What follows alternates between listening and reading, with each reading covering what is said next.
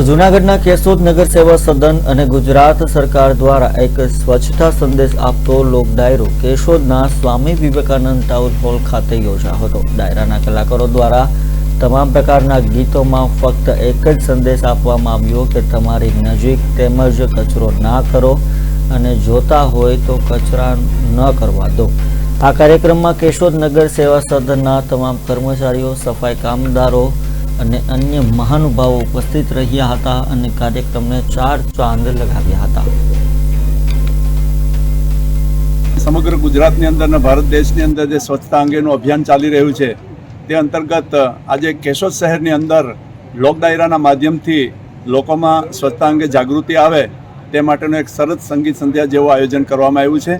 એમના ડાયરાના માધ્યમથી આજે લોકો સુધી એક સંદેશો પહોંચાડી રહ્યા છે નગરપાલિકા। ત્યારે હું પણ એક લોકોને અપીલ કરું છું કે જ્યારે આ સમગ્ર દેશની અંદર આ એક સૌ મોટું અભિયાન ચાલી રહ્યું છે સ્વચ્છતા હી સેવા, તો એની અંદર આપણે સૌ જોડાઈએ અને નગરજનો એની અંદર સહકાર આપે। જ્યાં ત્યાં થૂકવું નહીં, પાનની પિચકારીઓ ન મારવી અને સ્વચ્છતામાં આપણે જાગૃતિ કરાવીએ। નગરપાલિકા દ્વારા જે ટ્રોલી કે ટ્રેક્ટર દ્વારા પણ જે સ્વચ્છતાનું અભિયાન ચાલી રહ્યું છે, સમયાંતરે ડીડીટીનો છંટકાવ થઈ રહ્યો છે અને થોડા સમયની અંદર જે બગીચાનું એક સરસ સર્જન થઈ રહ્યું છે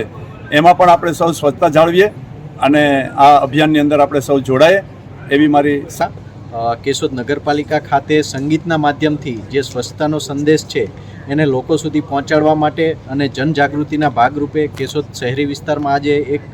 લોક ડાયરાનું આયોજન થયેલું હતું, જેમાં સંગીતના માધ્યમથી જ લોકોને સ્વચ્છતા જાળવવા ઉપરાંત સફર દરમિયાન કચરો જ્યાં ત્યાં ન ફેંકો, આપણી આસપાસ જે લોકો છે તેમને ગંદકી